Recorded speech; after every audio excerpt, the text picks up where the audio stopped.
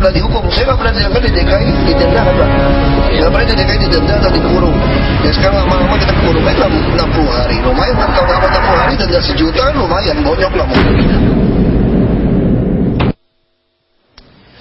Ya pemirsa, sebelum kita masuk ke perbincangan lagi, ini ada satu informasi menarik mengenai denda-denda terkait sampah yang ada di dunia. Kita akan coba lihat seperti apa ya denda-denda di sana.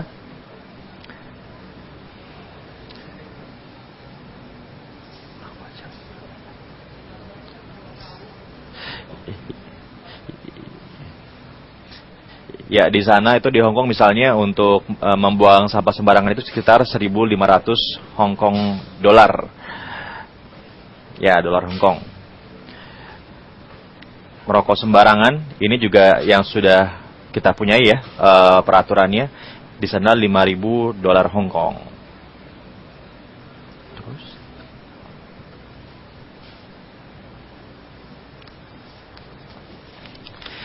Ya, jadi memang sebetulnya pemberian denda buang sampah sembarangan, kemudian juga merokok sembarangan itu sudah terjadi di mana-mana begitu. Tapi kita punya satu catatan yang tadi juga Pak Arinov sempat katakan ada 3 hal begitu. Yang pertama mungkin kita bahas mengenai ini Pak, legitimasi dulu. Ketersediaan prasarana dan juga infrastruktur sendiri agar buang sampah sembarangan itu nggak terjadi begitu. Bagaimana Pak? Makanya kita coba ya tadi mensosialisasikan kepada seluruh masyarakat. Tentu yang berkaitan dengan Perda ini adalah mengenai hak dan kewajiban. Betul. Ya, mengenai hak dan kewajiban. Termasuk juga kewajiban dari pemerintah. Salah satunya ya melengkapi sarana prasarana yang ada untuk memberikan pelayanan kepada masyarakat. Contoh tahun ini aja sekarang sudah kita remajakan kendaraan-kendaraan tuh yang sudah tidak layak tua ya, sudah kita remajakan. Bahkan Pak Gubernur yang menginstruksikan menyebarkan sejumlah tong-tong sampah nanti ya sudah memang disediakan, hilang siapin lagi terus dan sebagainya. Tapi yang lebih penting lagi memang kita memberikan kesadaran kepada masyarakat, jadi fungsi edukasi, dan saya yakin gitu pasti suatu saat akan berubah kok masyarakat kayak gitu ya. Paling tidak dari saat sekarang membuang sampah pada tempatnya ya, membuang sampah sekarang tempatnya saja jadi masalah Pak, karena maksudnya belum merata di mana-mana. Kalau kita lihat juga di tempat-tempat umum misalnya di public space gitu, tempat sampah masih jadi barang yang langka juga begitu. Bagaimana? Makanya di dalam Perda 3 tahun 2013 saya katakan tadi bukan masalah reward atau punishment aja, tadi juga ada konsep yang namanya business to business. Ini salah satu keinginan mungkin di tempat-tempat lain nggak ada ya. Untuk saat sekarang business to business itu memberikan kesempatan kepada korporasi, kepada badan usaha yang ikut bergerak di bidang pelayanan kebersihan itu pada daerah menengah ke atas atau daerah-daerah komersil yang biasanya disubsidi oleh pemerintah daerah, itu kita serahkan nanti kepada mereka. Fasilitas-fasilitas dan sebagainya. Nanti kita fokus memang di dalam pelayanan itu ke menengah ke bawah dan sebagainya. Memang kita akui saat sekarang seperti idealnya per RW itu sebetulnya ada alokasi pembuangan sampah sementara. Sehingga bisa dicatat kira-kira sekarang masih belum sekarang jauh baru ada 193 titik ya. Dimanapun TPS yang ada sekarang itu juga belum standar yang kita harapkan. Arti katanya apa? Ada pengolahan licitnya, kemudian ada buffer zone-nya, ada pembau, ada penyemprot anti bau. Jadi kemudian juga ada nomor pelayanan. Masih jadi masalah begitu Pak ya? Makanya kita coba untuk penerapan sanksi hukum itu kepada fasilitas-fasilitas yang sudah tersedia. Contoh misalnya kayak di Cijantung, itu kan sudah ada mengenai tentang pengolahan program 3 dan ini belum di semua daerah Jakarta Pak? Belum. Beberapa titik aja begitu. Itu saya katakan makanya kan secara bertahap. Edukasi sambil mensosialisasikan. Dan kita mengharapkan tidak orang tuh kita kenakan sanksi, kita kena denda, tidak. Lebih mengajak gitu. Orang-orang Jakarta. Anda bagaimana? Optimis tidak bahwa itu semuanya bisa? Itu yang harus diperhatikan. Ya ini bisa absah berlaku di tempat-tempat yang prasarana dan sarananya sudah tercukupi. Tetapi karena memang tentu targetnya harus keseluruhan wilayah Jakarta, maka ini harus dikejar pemenuhan prasarana dan sarana ini. Nah, kemudian yang kedua kan sosialisasi. Jangan lupa, jangan lengah, jangan seadanya ya. Ini pengalaman kita dari dulu secara nasional ya. Ini harus ada perencanaan yang efektif lah, yang pas untuk melakukan sosialisasi, sehingga masyarakat itu terbuka, ya betul-betul tahu, oh ini loh sanksi yang akan dihadapi, atau inilah petunjuk-petunjuk cara melakukan pembuangan sampah, pemilahan sampah dan sebagainya. Kalau saya melihatnya juga ini Pak, masalah contoh juga Pak dari aparat. Ini kita masuk ke soal ketiga. Ya, ini ke soal kesiapan perangkat. Perangkat ini ada perangkat keras, perangkat lunak dan perangkat manusianya, ada humanware-nya gitu kan. Nah, ini yang lebih berat sebetulnya. Nah, ini harus dipersiapkan dengan serius. Ya, sebagai contoh misalnya ketika tentang penerapan rokok yang tidak boleh di mana-mana itu sendiri, kalau kita berkunjung ke beberapa kantor pemerintahan, itu rokoknya di mana-mana juga begitu. Nah, akhirnya masyarakat menggugat begitu ya. Aparat juga seperti itu. Nah, sekarang bagaimana kalau misalnya dibalik itu yang lihatlah dimulai dari pemerintahan dulu. Lihat jumlah aparat ya. Kemudian ini sikap, mental dan keterampilan aparat. Ini dua-dua hal ini juga harus disiapkan ya. Kalau misalnya jumlah aparat yang resmi bertugas untuk itu, misalnya aparat teranti kurang, nah bagaimana melibatkan tenaga tambahan misalnya di pegawai pelaksana biasa, bagaimana bekerja sama dengan petugas keamanan yang lain, kepolisian atau yang lain-lainnya gitu. Ini harus disiapkan ya. Kemudian betul-betul keras, jangan sampai malah nanti terjadi seperti praktek di lalu lintas. 3-in-1 itu ya? Bukan, denda damai. Denda damai. Ya, ini juga ini kita harus bicara, gitu. Kita harus bicara jujur soal ini ya. Nah, kalau tujuannya memang kita ingin membangun masyarakat, yaitu mengubah perilaku, wah peranan perangkat manusia ini penting sekali, aparat ini penting sekali. Makanya dia harus disiapkan betul. Ini menarik Pak, sebenarnya kalau misalnya memang penegakan hukum itu sudah berlaku dengan baik begitu, denda apapun juga pada akhirnya berlaku dengan baik juga. Ini di beberapa negara ada denda yang barangkali buat kita agak sedikit menggelikan. Sebagai contoh misalnya ini, kita lihat di grafik ya. Yang pertama adalah, nih 7 sanksi denda paling aneh di dunia. Yang pertama adalah menyisir rambut. Nah, ini menyisir rambut ketika mengemudi itu juga ada dendanya, 30 pound sterling atau sekitar 450.000 ya kurang lebih. Dan ini sudah berlaku juga. Ada beberapa komentar di Twitter atau di sosial media ketika mereka diberikan dendanya tersebut. Ini di Inggris berlaku. Lalu yang kedua juga ada denda unik lain, yaitu membersihkan hidung. Nah, ini dia. Jadi membersihkan hidung ketika mengemudi pun ternyata ada aturannya juga di sana. Bahkan pembalap terkenal semacam Michael Mancini, dia dikenai denda 60 pound sterling atau sekitar 900 ribuan ya, karena meraih tisu dan membersihkan hidungnya ketika mengemudi. Nah, diklaim oleh kepolisian di sana bahwa Mancini tidak mengontrol mobil dengan benar saat membersihkan hidung. Saya heran bagaimana mereka bisa tahu itu hidungnya sedang Ya, berikutnya kemudian memfitnah suami. Nah, ini juga memfitnah suami, di sana ada dendanya juga. Di India ya, dendanya 200.000 rupiah karena mengatakan suaminya impoten. Nah, suami itu boleh menuntut balik. Kemudian juga memberikan nama jelek untuk bayi. Di satu negara, di Swedia, jika orang tua memberikan nama yang kurang patut begitu untuk anaknya, itu bisa diberikan denda sebesar 5.000 krona. Kemudian juga denda berikutnya tweeting atau mengupdate status di Twitter ketika permainan NFL berlangsung. Ini semacam sepak bola ala Amerika ya.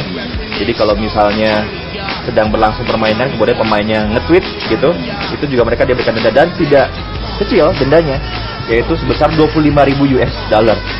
Jadi sekitar 50 juta ya di Philadelphia. Kemudian di Singapura, jadi kalau misalnya kita tidak menyiram toilet, pemirsa di sana, lupa setelah menggunakan toilet dan kita tidak menyiram toilet, itu diberikan denda sebesar 150 dolar Singapura. Di kita mungkin barangkali masih banyak toilet yang tidak berfungsi flushnya. Di sana sudah bisa didenda begitu. Lalu yang terakhir berciuman di mobil. Jadi berciuman di mobil juga ini harus ditahan-tahan ya. Kalau di Italia tidak boleh dilakukan sembarangan juga. Kenapa? Karena jika kedapatan Anda berciuman di mobil, bisa diberikan denda sebesar 500 euro. Ini cukup mahal nih, 500 euro. Ya, ini beberapa denda-denda unik yang terjadi di luar ya, barangkali jika memang tadi 3 unsur yang tadi sudah terpenuhi begitu ya. Denda apapun juga pada akhirnya bisa berjalan dengan baik juga begitu Pak. Mungkin catatannya itu Pak. Ya. Jadi kembali kita pendekatannya juga ke kultur ya. Tentu masing-masing negara termasuk daerah kan punya kultur tersendiri. Yeah. Kalau Jakarta kan udah macem-macem nih kulturnya dan sebagainya. Tapi saya berkeyakinan juga gitu ya. Arti katanya salah satu contoh ya yang diarahkan oleh Pak Gubernur, Pak Wakil Gubernur, mulai saat sekarang itu misalnya menangani dari sampah-sampah di bantaran kali dan sebagainya. Kita itu melibatkan, sekarang sudah 20% itu melibatkan dari orang-orang sekitarnya, kemudian juga pemulung yang memang profesinya ke arah sana, hanya kita tidak menarik aja nanti dari luar daerah dan sebagainya, kita manfaatkan memang nanti dia untuk sekaligus menjaga dan sebagainya, ikut juga mengendalikan gitu hal-hal yang berkaitan. Nah ini otomatis ya kita mengharapkan dari kesadaran dari mereka sendiri dari lingkungan, tentu yang kita ajak itu dalam kapasitas untuk memberikan pengertian kepada masyarakat. Ini kantong-kantong air nih kan tempat kesejahteraan kita semua. Ayo jangan dong, saya diledek misalnya, itu kepala dinas kebersihan baru bisa iman 100% tuh kalau udah keluar dari Jakarta, begitu balik lagi ke Jakarta 50%. Saya tanya juga ibu-ibu, ibu-ibu udah beriman belum? Oh udah katanya dan sebagainya. Dengan orang Singapura lebih imanan mana? Oh kita dong dan sebagainya. Lihat tuh sampah di mana-mana bisa naik. Macam pendekatan-pendekatan ini juga akan kita lakukan. Yang jelas saya katakan tadi bahwa memang masalah sanksi hukum harus diterapkan, tapi itu tidak merupakan target kita. Target kita apa? Supaya masyarakat itu sadar, mengajak semua. Baik Pak Unu, kita break dulu. Dan pemirsa, ini juga ada satu film yang cukup menarik ya, sebuah film dokumenter berjudul Trash, yang dalam satu sequelnya menyoroti Indonesia sebagai negara yang bermasalah dengan sampah. Kita akan lihat seperti apa cuplikan filmnya setelah jeda pariwara berikut ini. From up here, our planet looks perfect. It's only when we look more closely that we start to see some of the results of our consumption.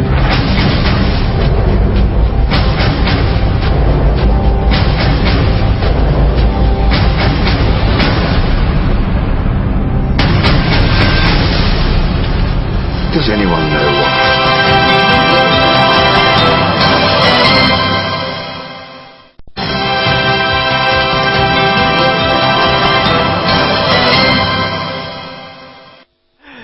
Ya pemirsa, memang tidak hanya di Jakarta persoalan sampah ini menjadi sebuah persoalan dan juga masalah global begitu ya, yang sudah mengancam kelestarian bumi. Persoalan ini juga diangkat dalam sebuah film dokumenter dengan judul Trash, yang dalam salah satu sequelnya menyoroti Indonesia sebagai negara yang bermasalah dengan sampah. Bahkan Gubernur DKI Jakarta Jokowi sempat tersentak ketika salah seorang pemeran dari film ini mengatakan bahwa Jakarta ini kota semrawut begitu katanya. Kita akan coba lihat seperti apa filmnya. From up here, our planet looks perfect. It's only when we look more closely that we start to see some of the results of our consumption.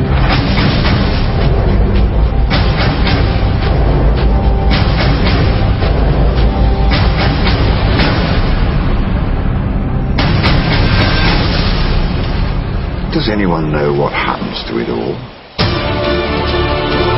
This is not just a local problem. Somehow in the deep ocean, we've got more trash than life. We produce too much waste. We don't think about the consequences when we throw stuff away. It seems to be a case of out of sight, out of mind. Nature functions by building up and breaking down, building up and breaking down. We keep putting things into the environment that don't break down. Everyone in the population today has these chemicals in their bodies. It's everywhere. It causes all sorts of diseases. A woman has a way of getting rid of them. It's called having a baby.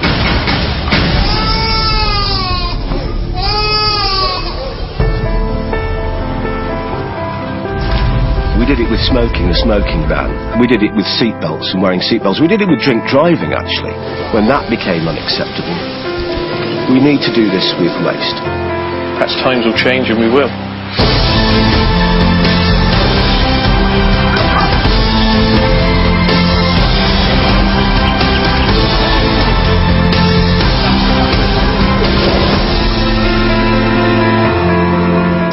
Ya, kurang lebih itu cuplikan filmnya pemirsa. Sebagai sebuah informasi saja, Jeremy Irons tadi merupakan salah satu peraih film Oscar ya, dan merupakan pemerhati masalah sampah di dunia begitu, yang mengatakan bahwa Jakarta dan juga Indonesia sebagai negara yang salah satu disoroti karena pengelolaan sampahnya masih kurang baik begitu. Nah, Pak Adinov, saya pikir ya kita sama-sama mesti mengapresiasi tentang aturan-aturan ini, inisiatif ini, proaktivitas dari pemerintah ini untuk di Jakarta begitu. Catatan tambahan dari Anda apalagi Pak untuk membuat agar aturan tersebut bisa lebih efektif diberlakukan begitu. Pertama, ini harus jalan ya. Kita harus berubah. Kita harus jadi bangsa, kita harus berubah ya. Karena ya kalau tidak ya bukan hanya dari sisi yang secara fisik pengaruhnya pada kesehatan segala macam, tapi juga ini juga sampai ke soal martabat juga ya. Kita ini seperti bangsa yang makin nggak dianggap oleh bangsa lain karena perilaku. Karena itu kalau ada pemimpin kepala daerah, pemimpin nasional yang memang fokus pada perubahan perilaku masyarakat itu ya memang harus begitu dan harus kita dukung bersama-sama ya. Nah, untuk yang seperti ini sekali lagi penekanan saya mungkin harus kita pikirkan adalah bagaimana penegakannya, sistem penegakannya itu ya. Harus diantisipasi juga bagaimana seandainya resistensi, bagaimana seandainya dia tidak bisa diberlakukan karena kekurangan itu. Nah, kemudian juga mungkin perlu juga kreatif ya, jangan copy paste lah dalam soal sanksi itu. Kreatif misalnya bagaimana? Begini, ya, siapkan juga sanksi sosial. Seperti misalnya? Ya, misalnya kemungkinan misalnya warga ini nggak mampu, ya, terus kita mau ngapain? Kita foto, disebarin di internet di mana gitu kan. Nah, ini salah satu bentuk sanksi. Tapi nggak mampu mungkin nggak akses internet juga.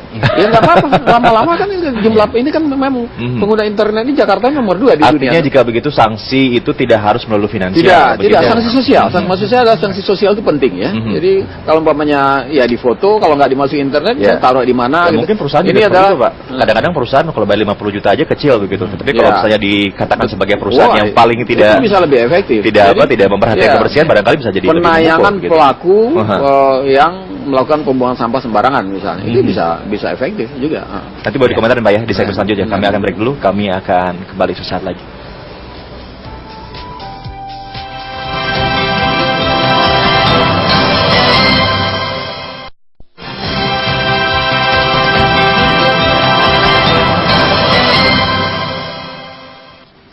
Ya, jadi Pak Unu, kalau gitu langsung saja Desember ini masih tahap sosialisasi jika begitu ya. Karena belum efektif yang namanya denda itu diberlakukan. Yang saya katakan edukasi di situ mungkin aja ada variasi yang tidak harus sesuai dengan Perda di situ ya. Misalnya salah satu contoh ada sanksi sosial. Ya, mereka yang membuang sampah. Artinya Desember ini masyarakat kalau misalnya ketahuan sama petugas dan kemudian diminta oleh petugasnya denda, itu boleh menolak dulu karena memang belum berlaku atau bagaimana? Memang tidak kita berlakukan dulu untuk sementara denda. Kita peringatan yang keras dulu. Peringatan dulu begitu. Bahkan kalau bisa suruh push up kayak tadi kan saya bilang atau kita banyak, tulis dulu di semua kapan berlakunya itu termasuk ke poin penting dalam sosialisasi, materi sosialisasi. Jadi masyarakat itu jadi ingat, harus tahu juga kapan mulai berlakunya. Nah, mereka dikondisikan terus. Dikondisikan terus. Kira-kira kapan Pak akan efektif berlaku ini semua aturan tersebut? Justru kita berlakukan tahun depan mulai efektif. Tahun depan. Setelah kan sarana prasarana juga sudah mulai ya kita kembangkan karena tahun depan tuh juga permajaan kendaraan, tong sampah nanti akan kita sebar. Jadi sinergi lah semuanya. Sinergi semua, keterlibatan RT, RW, tokoh-tokoh agama, tokoh pemuda, ya, bahkan KNPI, baik Pak Unu dan juga Pak Adinov, terima kasih banyak sudah berbincang-bincang di Metro Pagi dan juga pemirsa kita sudahi perbincangan kita kali ini di Metro Pagi. Sekalian juga menutup program Metro Pagi kali ini saya Prabowo Revolusi dan juga teman-teman yang membawakan Metro Pagi pamit. Terima kasih, sampai jumpa. It's award-winning. We want to introduce you to our marketing guy. Marcel! Hi, here he is. He's going to run you through some thoughts for the movie. Really nice to meet you guys. I'm a huge fan. Cute as a button, every single one of you. First scene, I'm talking massive dance number. I'm thinking 100 dancers, fireworks, the lot. Dance is just so hot right now. Hey, you know I used to be a dancer? Really? What kind? Mainly tap. You got the shape for that. I want you to meet Leroy. He's going to be your choreographer. Leroy! Hi, boys. Hi. Okay, so here's what I'm thinking. First opening number is going to be really big. Stay with me, because I'm quite quick. I'm 5, 6, 7, 8, and 1, 2, 3, 4, 5, 6, 7, 8, and Niall. For the shimmy, for the shimmy, for the shimmy. And Zane pirouette, and Louis do the splits. And Liam, you stay exactly where you are, because you are